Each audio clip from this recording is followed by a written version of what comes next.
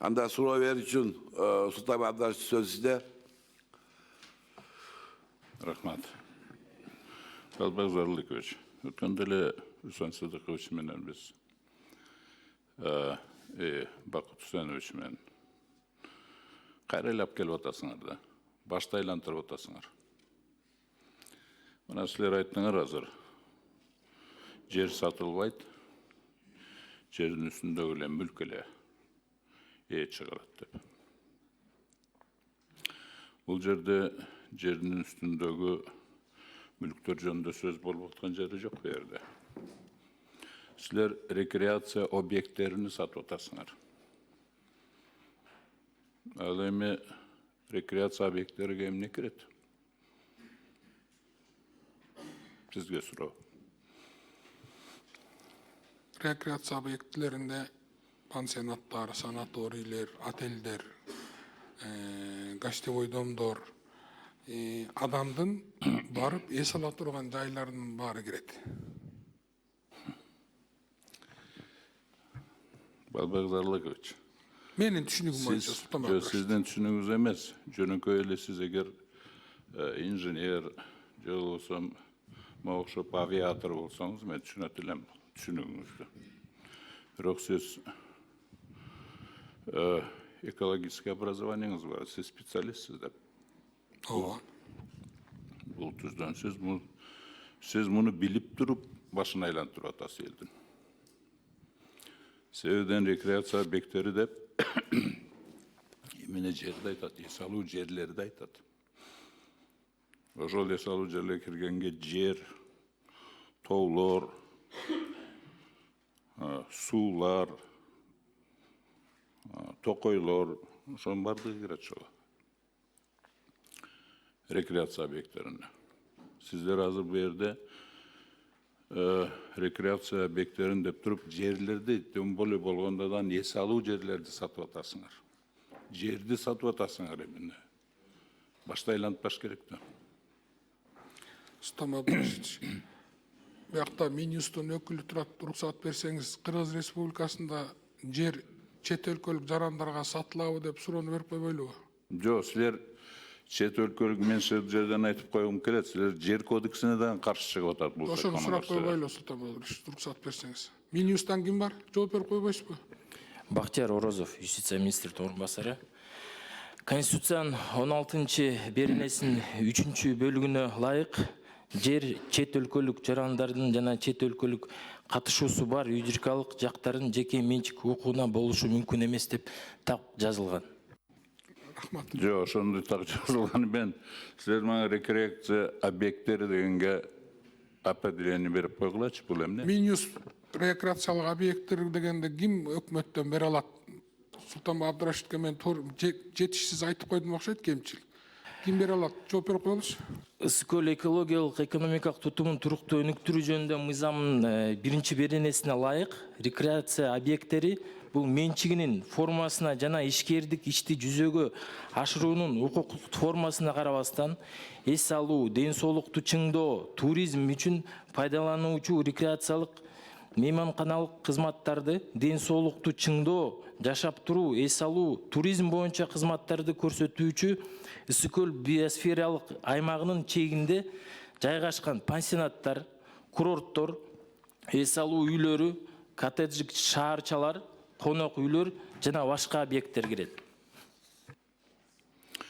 Жок, силер бул определениени каяктан алдыңар? Бул аныктама ошол мыйзамда көрсөтүлгөн 1 беренесинде. Ойлоп чалып эле чыгарып атасыңар да, башта айлантырып атасыңар да. Силердин могу законду, мыйзамды жазган адамдардын ойлоп чыгарганы да бул. Бул объективное определение эмес, объективное определение рекреация объекттери деп ошол именно эс алуу жерлерди айтат. Ошол жерде сууларды, карларды, тоолорду, токойлорду и так далее. Именно жерди айтат. Болгондо дагы силер эң жакшы жерлерди сатканы жатпайсыңарбы? Эмне башта айлантасыңар? Жөн эле хочется продать дебейсиңерби анан көрө? Жөн эле саткыбыз келип атат дебейсиңерби? Ошол жерди сатып туруп бизнес кылыш керек дебейсиңерби анан көрө? Себебден бұл жерде бұл законды жазғаныңар, мына берді... Рұқсат ба, Сұлтан Абдраш? Жоқ, тоқтап тұрыңыз, мен сөйлеп алайын. Азыр бұл жерде, мындайда, сілер мана рекреация объекттері дегенге точно определение бергілі. Бұл жерде мана Википедиядан қарағыла, башқа жақтардан қарағыла, рекреация объекттері деп конкретно еле жазылған ал жерде. Это общепринято. Кейін егер ал емесі иностранец, кейін претендовать еткенде, сілердің моу емеңерге қаравайды, сілер жазған законыңарға. Алар международное определенияға қарайды. А Википедияда именно ел аралық определение тақтама жазылған. Рекреация объекттері емне екен. Ал жерде конкретно айтылған. Бұл ес алу жерлер деп, конкретно елі. Кечиресиз, окуп коеюн эми. Оқып қой. В составе земель рекреационного назначения хода земель. Қаяқтан оқып отасыз? Сиз айткандан, Википедиядан. Ну-ка, давай. Назначение земельного участка, на котором находятся дома отдыха, пансионаты, кемпинги, объекты физической культуры, спорта, туристические базы, стационарные палаточные туристические лагеря, детские туристические станции, туристические парки дейді. Мына сиз айткан жер. Биз астынан алган жокпуз да, бизде Анда моу жерге ошантып жазғыла. макул жазып коелу. Жоқ, моу жерге ошантып жазғыла, что үстүндөгү объектилер деп жазғыла. Ошонтип эле жазылып турат, биякта ниетибиз ошол эле, Султан Абдраш, башка ниетибиз Анан жок. кийин дагы бир жерде мындай да, силердин бул азыр бул законду чыгарып атканыңар, силердин или там өкмөттүнбү, өкмөттүн скорее целое агентстволорду түзүп алгансыңар по привлечению инвестиций, инвестиция тартуу боюнча. Биз түзүп алган эмеспиз. Жок, токтоп туруңуз. Өкмөткө айтсаңыз. Өкмөт түзүп алган, андан тышкарыдан тысяч людей занимается этим делом. Ошого карабай, инвестиция тарта албайганыңардын белгиси бул. Өкмөттүн. А силер инициировать этип атпайсыңар муну. Биз өкмөткө жардам берели деп атабыз да. Себеби мындай болот атат, Султан Абдраш. Эгер өкмөт инвестиция тарта албаса, Тартканга жардам берели. жок, тарта албай атса, эмнеге силер алардын бечелдигини колдоп, мындай кылып сатууга уруксат бересиңер? Максатыбыз элге жардам берүү да. Элге жардам эмес, бул элге жардам эмес. Инвестиция өкмөткө Просто өкмөттүн бечелдигини колдоп атасыңар. Өкмөттүн бечелдигини колдоп атасыңар. Булар өздөрү инвестиция тарта албай, эми сатып ататтар. Ошондуктан башты айлантпагыла. Могу жерде рекреация объекттери дегенде вообще-то общенародное эмеге определение эмне экенине давайте установить эткиле биринчи. Четко установить. Сошлитесь на конкретный международный документ, там, где рекреация объекттери эмне экенине эме кылгыла деп. Википедияда эле мындай ар түрдүү жазып коюшу мүмкүн. Тем более азыр токтоп туруңуз. Википедия, мен деле ошол эле Википедиядан караганмын эмеден. Жана Google итетип атып. Google'дан карагыла.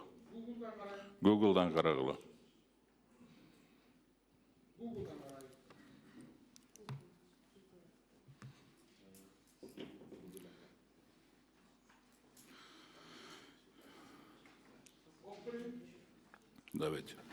В состав земель рекреационного назначения входят земельные участки, на которых находятся дома отдыха, пансионат, кемпинг, объект физический спорта, туристические базы, стационарные. Мына жазып да каянан карайын, Султан Абдраш. Азыр токтоп тур.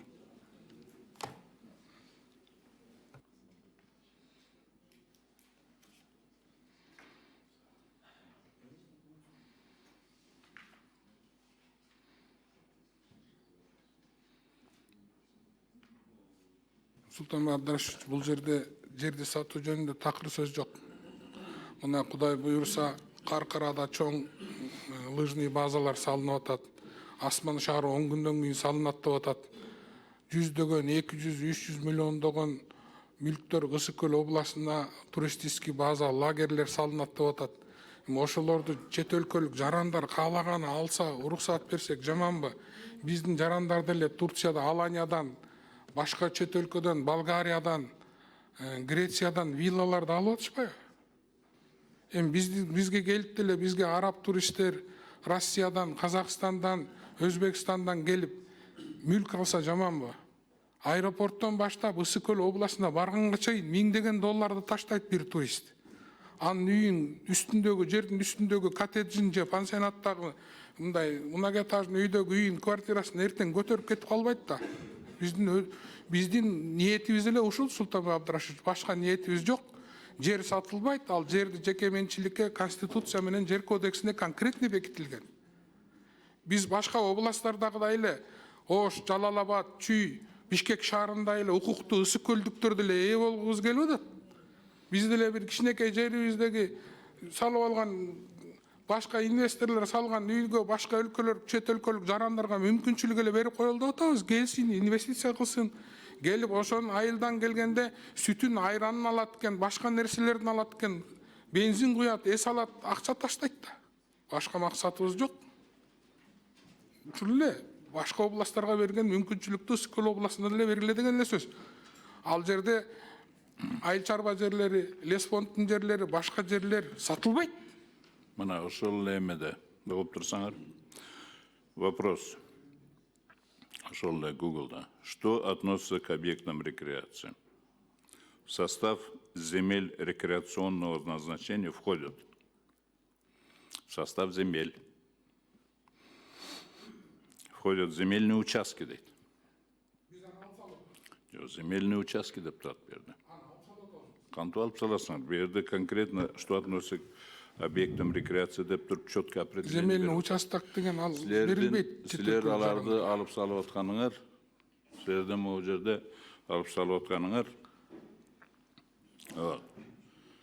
Алып салып атканыңар. Они на это иностранецтер кирен эме болгондо силердин могу Филькина грамотаңар менен руководствоваться этпейт. Мисалы, мен Они Аланиядан, будут Турциядан руководствоваться вот этими. Токтоп турсаң. Жок, суроого жок. Можно я договорю?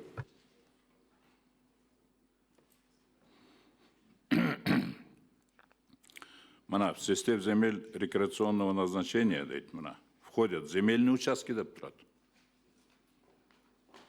на которых находятся дома отдыха, пансионаты, кемпинги, объекты физической культуры и спорта, дейт, и туристические. Именно земельные участки, на которых находятся.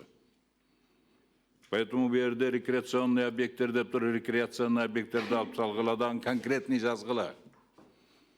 Объекты, находящиеся, перечислите прям конкретно. Именно ошону только алганга, ошондой мааниде жазыла.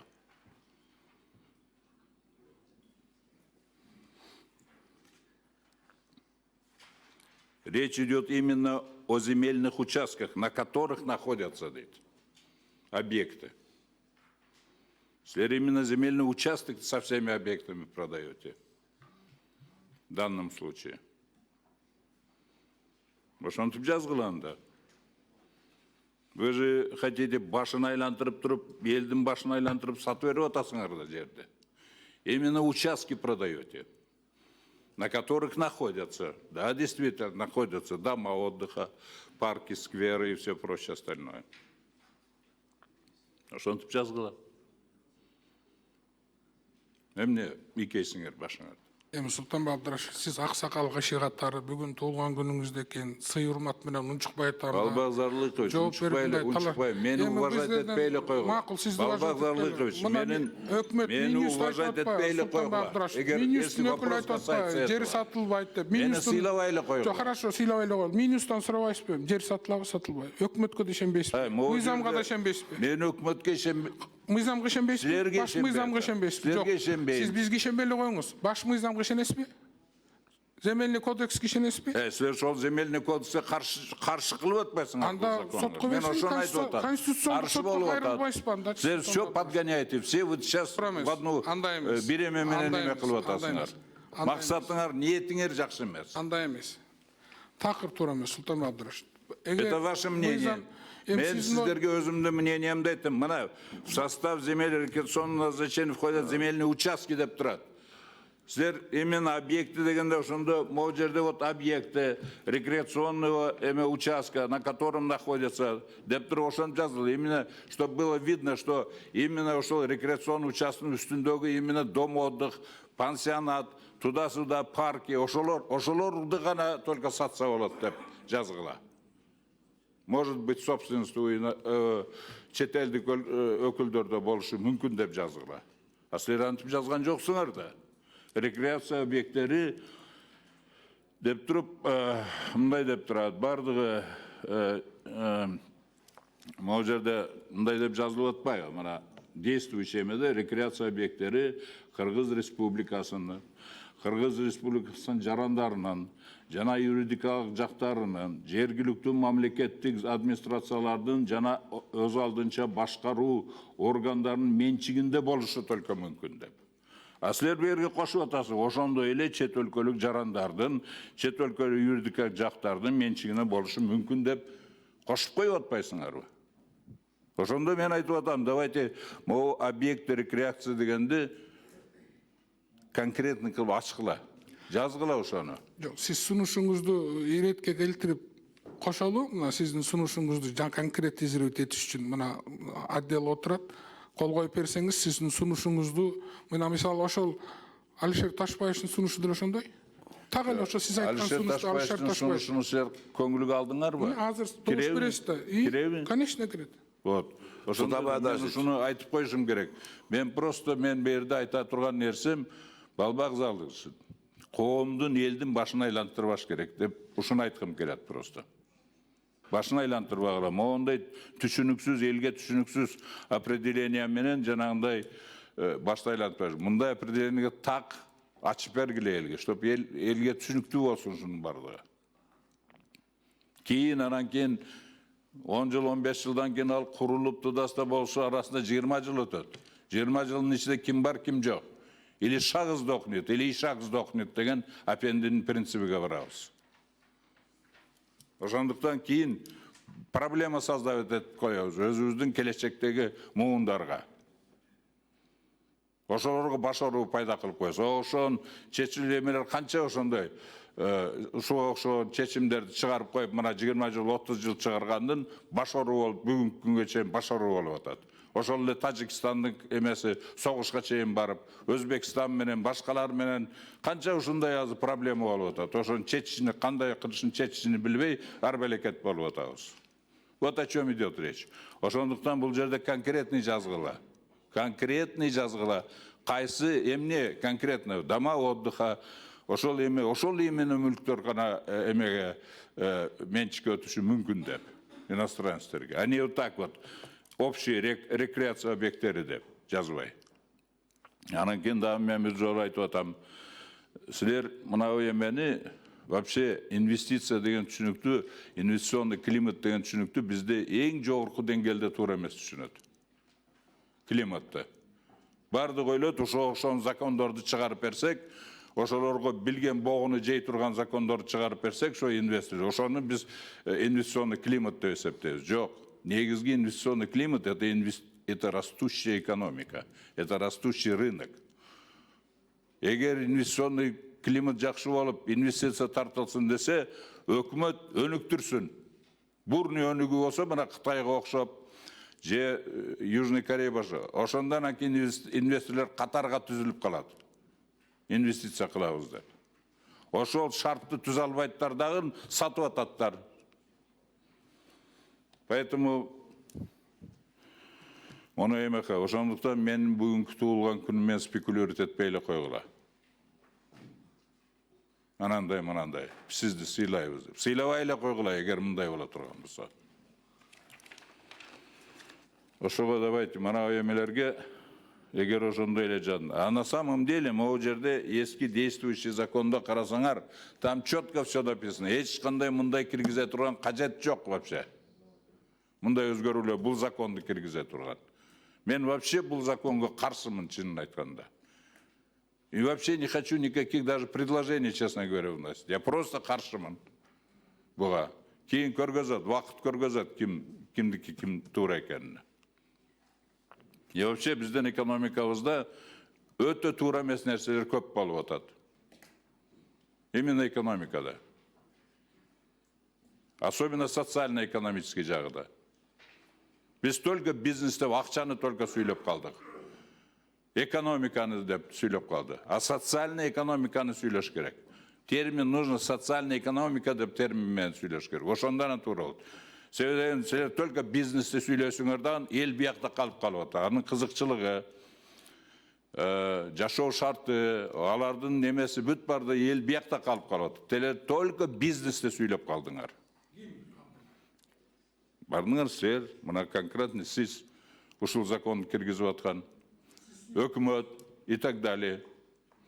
Ушундай окшогон нерсени только бизнесте бизнес кылыш керек деп, бизнес кылыш керек деп. Бизнеске жардам берин. Но не таким образом, не за счет распродажи Родины. Сатып атпайсыңар мына. Конечно, раз ушундай закон киргизип атканыңардан кийин. Азыркы сөзүңүздө мен сизди сотко кайрыламын. Өлкөнү сатып атасың деп. Өзүңүз билиңиз. Бул жерден азыр видео жарыяланып атабы? Өлкөнү сатып атат дегениңиз үчүн мен сизди сотко Өзүңүз берем. билиңиз. Тамбай Адашевич. Оозуңузга карап сүйлөңүз. Бул Өлкөнү эч ким признаки. саткан жок. Это признаки. Ак сакалда эмессиң, көк сакалда эмессиң. Оозуңа карап сүйлө. Өлкөнү эч ким саткан жок. Сен сатып атасың. Мен сатып атам. Ушул сөзүң үчүн сотто жооп бересиң. Мен уяттым, өлкөнү сатып атасың. Сага окшогонду сатып, өлкөнү өлтүрүп. Сага окшогондорбу? Сага окшогон Көрөбүз аны, соттон көрөбүз.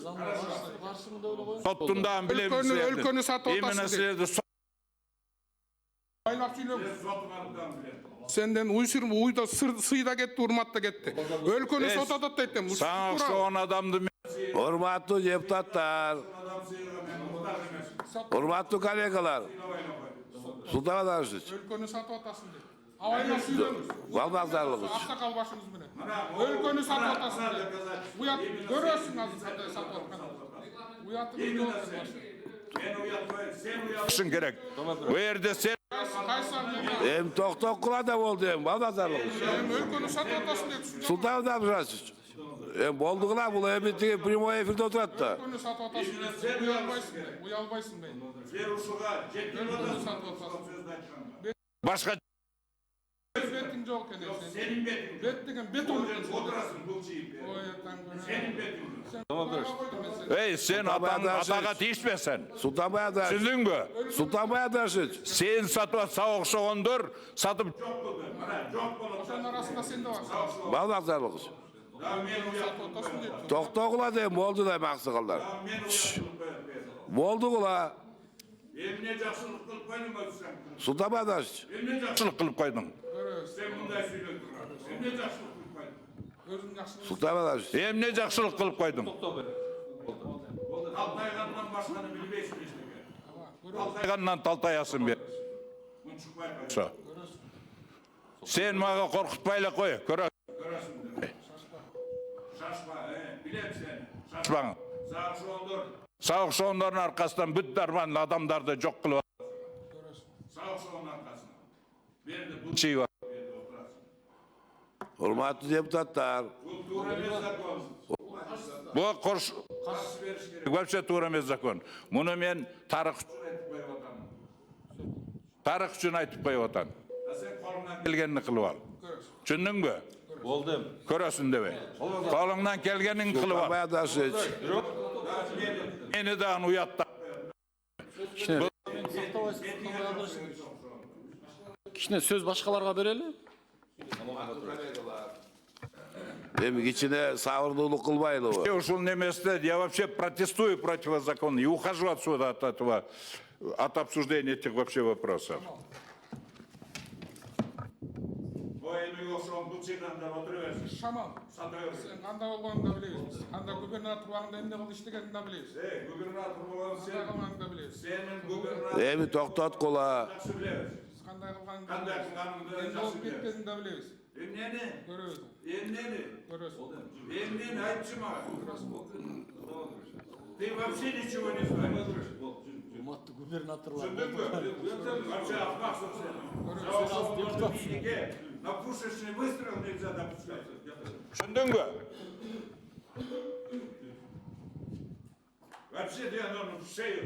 За пушечный выстрел тебе нельзя допускать. Власти. Колуңан келсе кылып ал. Колуңан келсе кылып ал. Урматтуу коллегалар, Саткынды өтпөй. балбазарлыгы. Эми болдугула бүттү. Бул эми бүгүн жыйын, комитеттин жыйыны. Элди саттым дейт. Mamleketlik kızmatkerler uşuğa çeyim murat turgasak bul jakşı jagı emes da.